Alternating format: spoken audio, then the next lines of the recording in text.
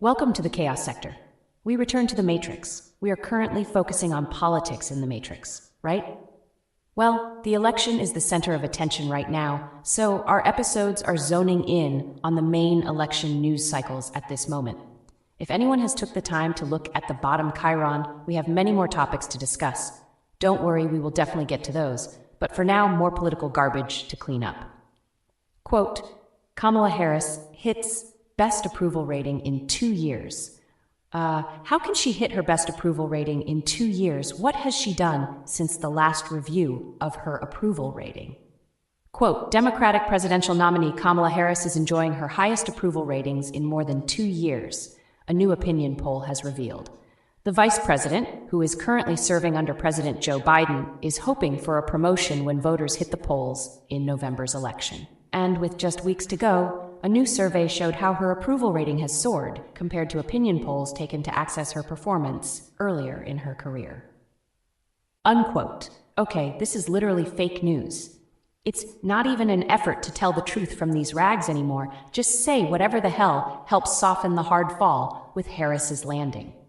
Opinion polls, you say? Who are the people giving this approval rating? People who have been living under a rock? Because you can't possibly associate her vice presidency horrible approval rating with this so-called new approval rating from the same group of people in the survey. Also, it doesn't say her performance as vice president. It says, quote, her performance earlier in her career. Yeah, nice elusive way of disregarding the most important position she had in her career, being the fucking vice president of the United States.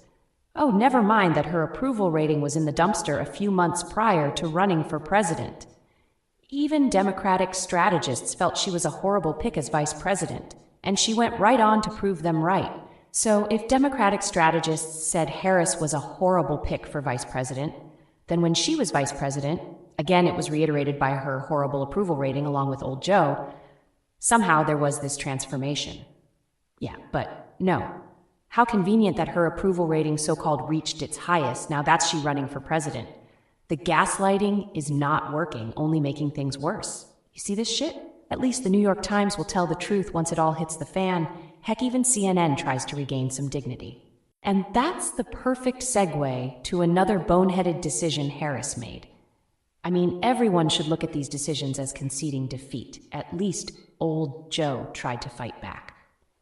Kamala Harris, the current Vice President of the United States and the Democratic presidential nominee, appeared as a guest on the All the Smoke podcast, hosted by former NBA players Matt Barnes and Steven Jackson. Now let me first point, there's nothing wrong with appearing on such platforms, but it's not only the timing of the appearance, but more devastating is the message she sent. The host asked Harris, what are her views on cannabis? And guess what her answer was? Quote, I just feel strongly that people shouldn't be going to jail for smoking weed. We've come to a point where we need to legalize it and stop criminalizing this behavior. Unquote. She went on to say more about it, but that's all you need to know. Another humiliating moment for Kamala Harris. First, it was her appearance of the Breakfast Club, cackling about smoking marijuana, which she probably was hopped up on it during that interview. And now, being the presidential candidate, she appears on a podcast called All the Smoke, with 2 former NBA players who indeed smoke marijuana, and Harris proposes to legalize marijuana as the President of the United States. Just think about the contrast here. Donald Trump is never asked, should marijuana be legalized? And even if he were to be asked that, it would come from a place of knowing he's tough on crime, so it's more of a comedic gesture. Kamala Harris, on the other hand, is asked that question seriously, as the interviewers really want to know if she would legalize marijuana. Because they smoke marijuana and associate smoking marijuana with black culture, Harris is depicted as a black woman, so of course they will ask her that question. But it's offensive to many black people who do not smoke marijuana and who do not advocate for it being legalized. Think about what message this is sending the country, especially the black community. Harris doesn't factor in the negative impact marijuana has on the brain and the body. It affects one's judgment, distorts their perception of reality, and over time, brain cells deteriorate. One can develop psychosis after smoking frequently and not even realize they have a mental issue. Ironically, they discussed mental health. Go figure. Lack of motivation. Oh wait. How's this one for you? You lack ambition, dreams, and aspirations when you're on cloud nine. All that matters is that temporary moment of bliss. And what about the youth? The youth already smoke marijuana. Would she decriminalize it if teenagers were caught smoking marijuana? Oh, the authorities would just give them a ticket and go about their day. But what if they keep getting caught smoking marijuana? You have to give them stiffer penalties, right? Yet based on Harris's views, she feels this behavior shouldn't be criminalized. So is she suggesting that these scenarios will not be criminal offenses? If so, then you might as well make marijuana legal for minors then. Oh, you're going to enforce a law that states anyone under the age of 18 is prohibited from smoking marijuana? Well, how would you enforce that law? Because if you're decriminalizing it, yet it will be criminalized for individuals under the age of 18, you have a moral contradiction. Because the very same reason you're criminalizing it for minors, that's why it's illegal for adults as well. It's a drug. It's a gateway drug for many people. That's the truth. The DARE program said it best. They put a freaking egg in a skillet and showed teenagers what will happen to their brains under the influence of drugs, primarily marijuana. Brain fried to oblivion. And this is why Kamala Harris says the things she does, because her brain is a blob of scrambled eggs. You see, this is the problem with far-left ideals. These former NBA players don't really care about the communities that are riddled with drug use, drug abuse, ambitions, dreams, and aspirations crushed due to drug addictions. No, they're retired players who live in their gated communities, pushing lifestyles upon the working class that has caused so much destruction. They are not in the same predicament. The same with Hollywood celebrities who advocated legalizing marijuana. These people are rich, don't have to worry about things like, requesting more hours to make sure you can pay this bill on time or pay that bill on time. No, they are so far from that reality. No one should listen to them or take their advice. Marijuana leads to two of the biggest detriments to success: high school dropouts and unemployment. Marijuana is perhaps the leading cause of high school dropouts because the youth lose motivation to go to school. They lose the ambition, dreams, and aspirations to complete high school. Then, after dropping out of high school, now they're in the adult zone, as there's nothing left but finding employment. And that doesn't last neither, because the same lack of ambition, dreams, and aspirations from high school impacts their ability to keep getting up and going to work every day. It's already grueling for most people to drag themselves out of bed in the midst of a 40-plus hour work week. Just imagine someone smoking marijuana before they are scheduled for work. They may just decide to call in. This becomes more frequent, and you guessed it. They either quit the job or get terminated. You see, the underlying causes of smoking marijuana is the lack of inner peace and happiness. This is why individuals smoke, to feel happy. If they were already happy, they wouldn't smoke marijuana. If they had inner peace, they wouldn't smoke marijuana. It is literally used as an antidepressant, but it actually enhances the depression that exists. So they continue to smoke and smoke and smoke, attempting to run away from the depression that they have. Not realizing the more you run away from the depression, you're actually making the depression more severe, which leads to more smoking. You see the pattern. That's what drugs do. They drag you around like a rag doll. You may laugh and joke, eat bags of Doritos, watch funny movies, but after the ride is over, the depression starts to come back. Celebrities are depressed more than anyone. Rich, no real sense of purpose in life. No real genuine circle of peers. Heck, may have family issues. Their days consist of just roaming around in front of cameras and being praised everywhere they go. Why do you think there are so many celebrities addicted to drugs? It's the lifestyle that may provide you with fame and fortune, but they are empty of real happiness and inner peace. Everyone knows this, that these individuals are some of the most miserable people on the planet. But that's the price to pay for some of them, seeking fame and fortune. There's a difference between wanting to be a great performer and performing to become famous. Let that ponder for a moment.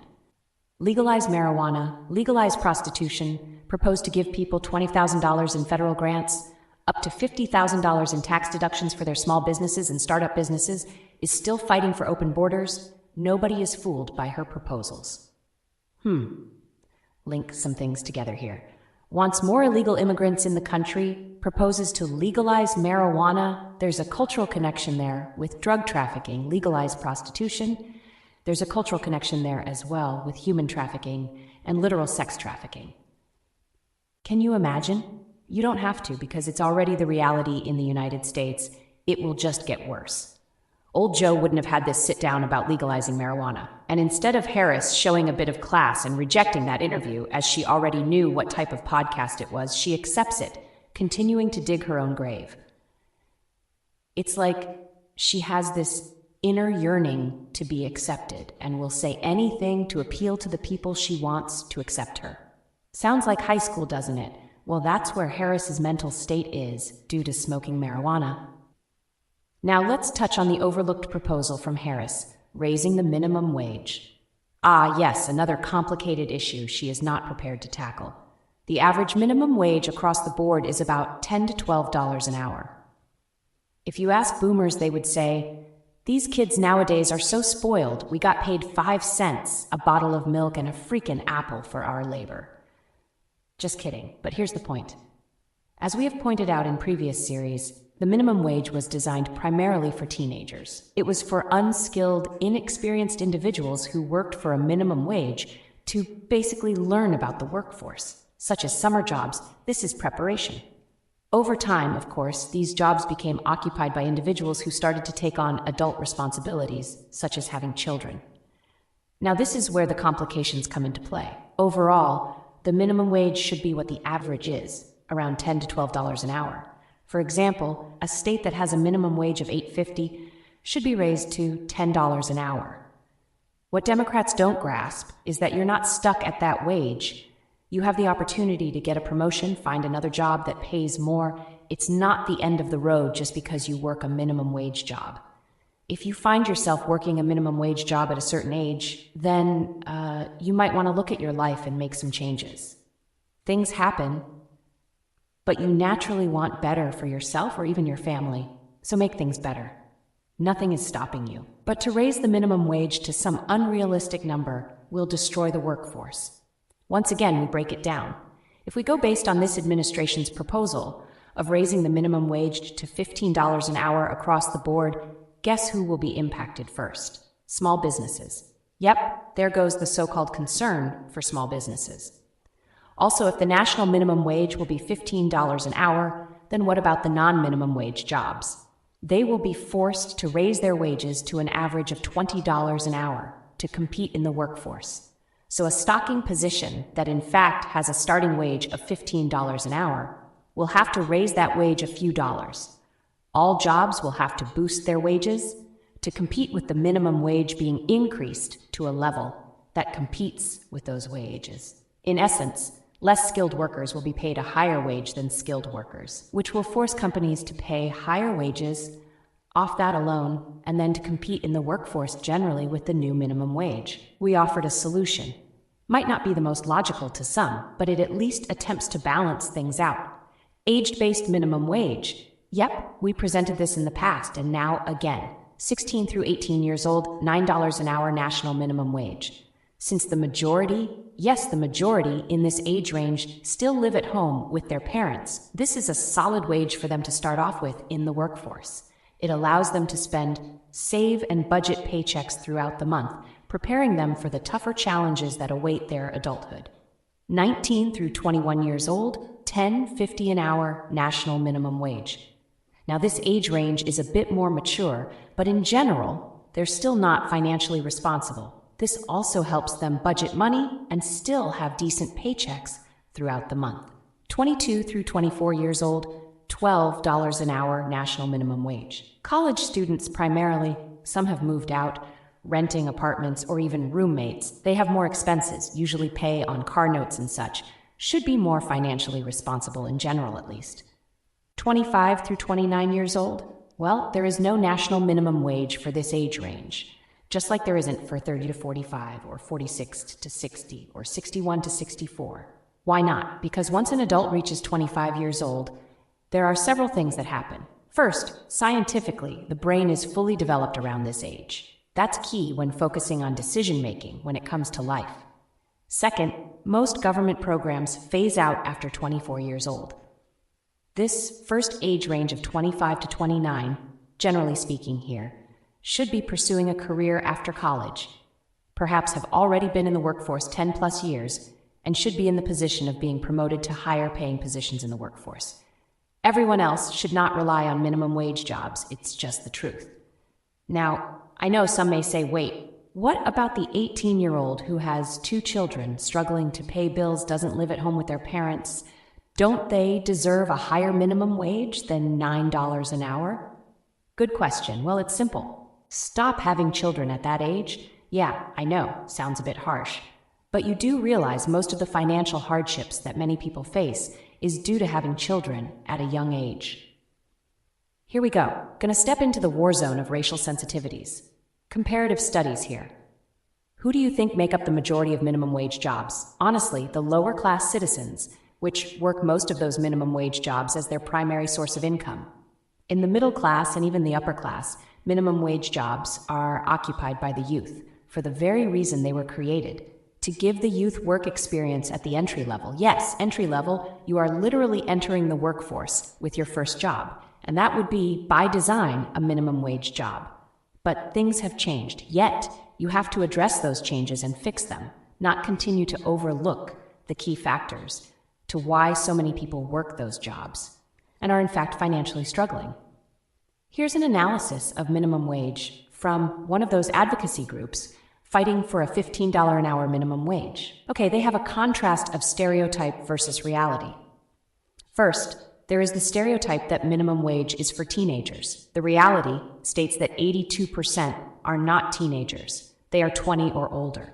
Okay, 82% is a very high number that works minimum wage jobs. Again, they are acknowledging that the jobs are traditionally for teenagers, but instead of dealing with the reality of changing that 82%, they would rather drastically change the workforce to the detriment of millions of workers. Second, stereotype of teenagers who work part-time after school. The reality, 39% are 35 or older. Okay, if 39% are 35 or older, this means 43% are 20 through 34 years old. What percentage of actual teenagers aged 19 and younger actually work minimum wage jobs then? Seems teenagers aren't getting hired, right? Of course, some of them don't want to work, but 35 years old and older should be in positions of authority, either supervisors, assistant managers, But I'll tell you another reason for this. The hierarchy at most companies doesn't, quote, keep the line moving, meaning corporate employees rarely go anywhere. So managers can't move up, assistant managers can't move up, shift leads can't move up, and regular employees can't move up. So a lot of those 35-year-olds get stuck in a position because the line moves very slowly. Just wanted to point that out. I noticed there isn't a stereotype for a teenager based on gender, but there is a reality category for women. 60% of women work minimum wage jobs, and that's the only statistic in contrast that isn't being associated with a stereotype. I think what they're alluding to is women are being underpaid in contrast to teenagers, yet are simultaneously debunking the claim that teenagers primarily work minimum wage jobs. But let's continue. Stereotype of living with parents. The reality, 68% do not live at home with their parents. Well, as we mentioned, family structure helps prevent this problem. Let's not ignore this. Stereotype that teenagers work these jobs to earn extra spending money. The reality, 58% work full-time. Again, at some point you have to make changes to your financial status. If the job is not paying well, get another job. Apply for assistant manager positions. Many companies train potential employees to be managers from the outside, meaning in-house training for that position apparently hasn't been successful, so they offer training for those positions. The stereotype works in small mom-and-pop businesses. The reality, 51% work for large corporations. Again, if 51% of these workers are employed by large corporations, at some point in your employment, you need to take the initiative and seek training for a better position with better pay. Not sure who these individuals are, but anyone who would complain about their pay wage would also do something about it. Either get another job and have that prior job as supplemental income, or just move on to another job completely that pays a higher wage. You know your financial situation. Don't become stagnant. Take the initiative and improve it. Pull yourself up by your bootstraps, hey? Some may see that saying as dismissive in this circumstance, but determination is what drives success, no matter the circumstances.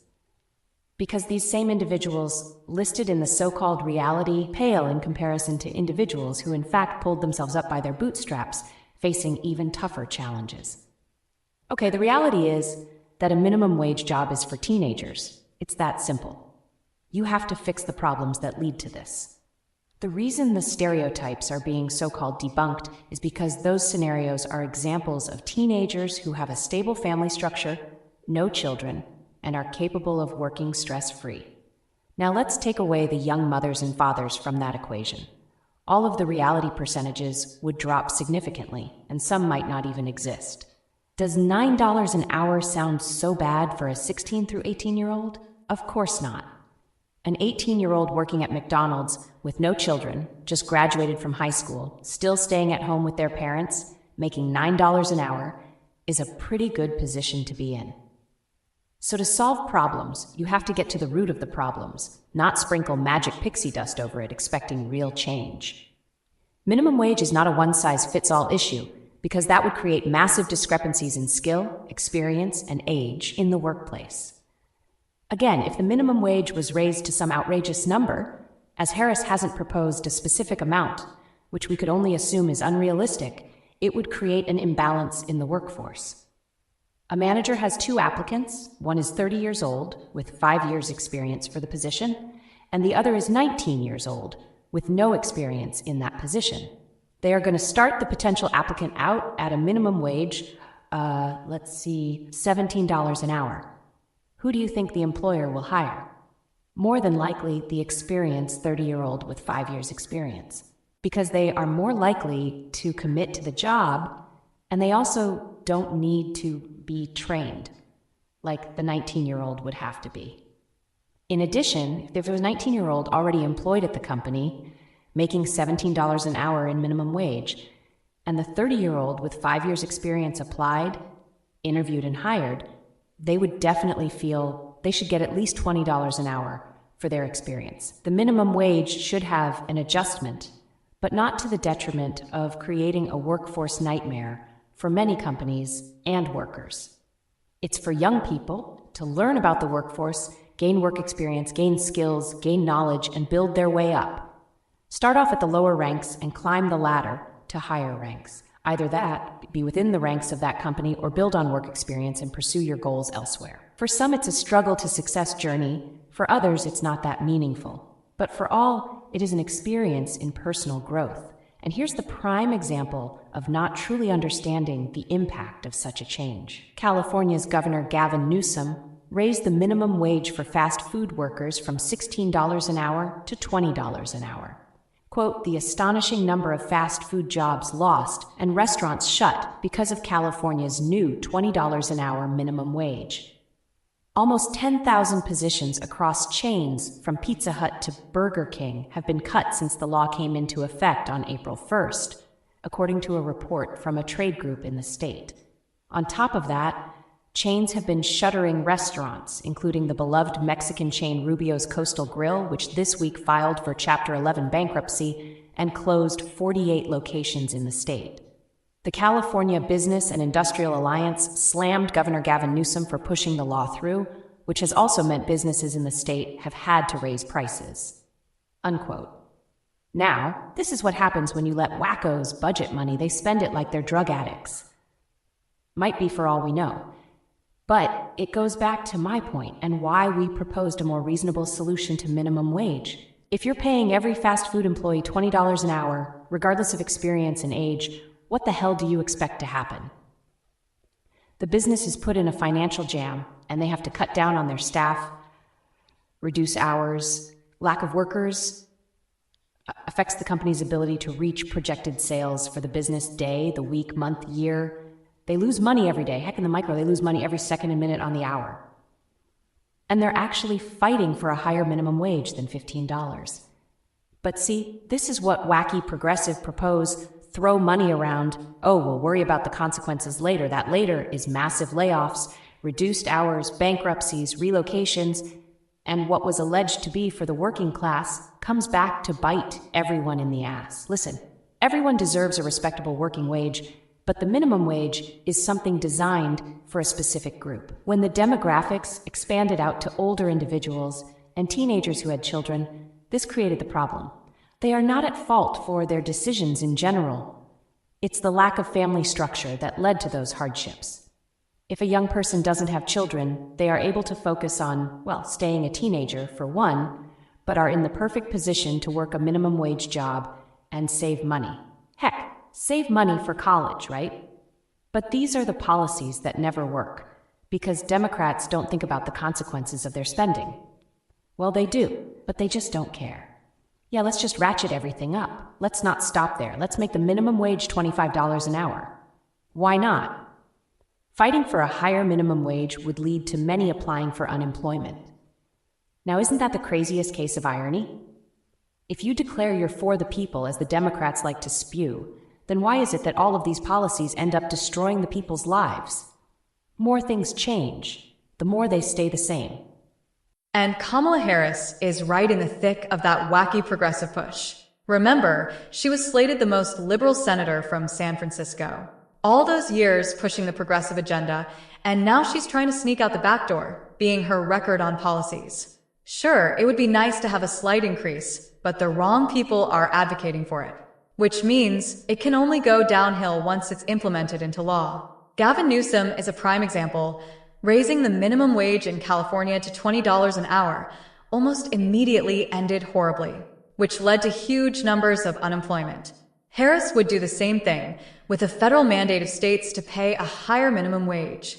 Whenever the federal government is prying into states' affairs, it usually spells trouble for the citizens of those states. In fact, most of the states that pushed for the $15 an hour minimum wage are far-left states. Oregon, Washington, California, New York, these are some of the most liberal states who were at the forefront advocating for that change.